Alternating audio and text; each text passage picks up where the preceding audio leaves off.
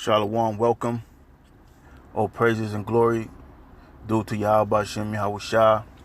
Double honors to the apostles and elders of Great Millstone. And, shalom to the hopeful elect. The brothers sincerely pushing the name of Yahweh Shem Yahushua. My name is Lamadia. And the premise of this topic will be on humility. So before I begin, I like to go into the etymology of the word humility. So as you can see on online etymology dictionary, when you look up this word humility, its origin goes pretty much to the Latin, as you can see from the Latin, which when it means lowness, small stature, insignificance, baseness, littleness of mind, and church Latin meekness. From humilis, lowly, humble, literally on the ground. So that's also where we get the word humble from. It have the same Latin origin. So the word humility means to be humble. So now let's go to Proverbs 18 and verse 12. See what that say. It says, before destruction, the heart of man is haughty, meaning to be proud, high-minded. And before honor is humility. So before we receive glory, we have to undergo humility. And the way we undergo humility is by suffering in the faith of Yahushua, being embarrassed, and being put low. Before Yahushua received this glory, or before Yahushua went to the spiritual world and was praised, he had to suffer on the cross first. And then he received glory. But when Yahushua returned, he's going to receive his full glory. So, I read it again. It says, before destruction, the heart of man is haughty. Meaning, that man is proud. He's overconfident. And before honor is humility. So you're going to have to go through humility before you receive honor. So let's go to Sirach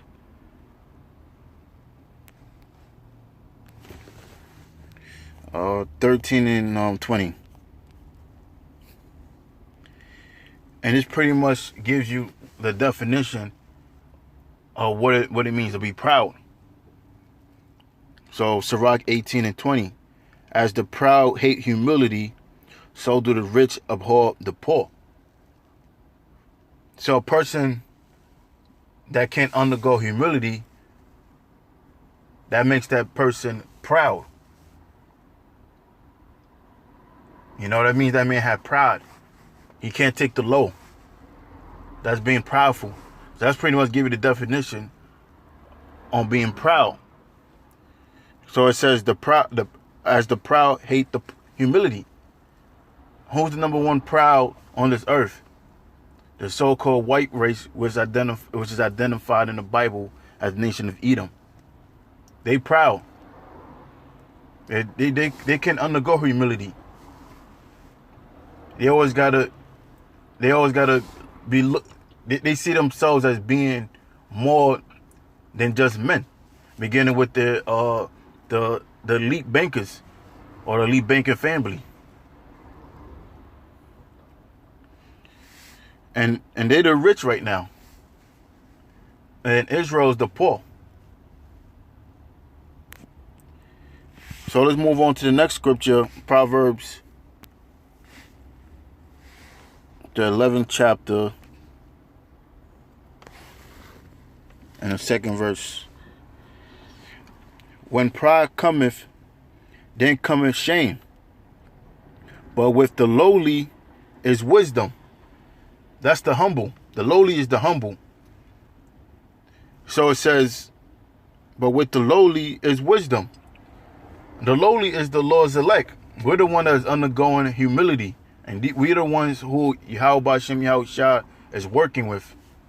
So therefore, we receive wisdom. Because wisdom coming from up above. Yahweh Shem Yahushua. The Lord giveth wisdom, and the Lord could take away wisdom. So I'm going to move on to the last scripture, and then I'm going to wrap it up. Matthew 27 and 27. Because the number one example that was set was Yahushua. Because Yahushua, he received humility. Because when you read, through the whole chapter, Matthew 27, it goes into how Yahushua was, he suffered, and he had to go through embarrassment. He was put low. He was mocked. So it started in Matthew 27, verse 27. It says, then the soldiers of the governor took Yahushua into the common hall, and gathered unto him the whole band of soldiers. And they stripped him and put him a scarlet robe. And when they had plaited a crown of thorns, they put it upon his head, and a reed in his right hand, and they bowed the knee before him, and mocked him, saying, Hail, King of the Jews. So they mocked him. Because Yahushua was the King of the Jews. So what they did, they mocked him. I said, oh, really? You profess yourself as being the King of the Jews. So what we're going to do, we're going to make a crown of thorns. And we're going to put it in your head. And put it says, like a reed in his hand, like a staff. And they made fun of him. And Yahushua had the power to put all of them to death. But he had to undergo it because, it's all prophesied. That he had to shed his blood for Israel and bring back peace with Israel and the Most High, beginning with the chosen elect. So verse 30, and they spit upon him and took the reed and smote him on the head. And after that they mocked him and took the robe off from him, and put his own raiment on him, and led him away to crucify him. So Yahushua underwent humility. And Yahushua was pierced on the cross, and then he gave up the spirit. And then when he went to the spiritual world, all the angels bowed down to him. On the right hand side and on the left hand side, they all bowed down to him. I forget which chapter that is, but all the angels bowed down to Yahushua, because Yahushua was referenced as a lamb that was found worthy to undergo the suffering that he went through. So with that, I'm going to wrap it up. Until next time, Yahweh Shem Yahushua, Shalom.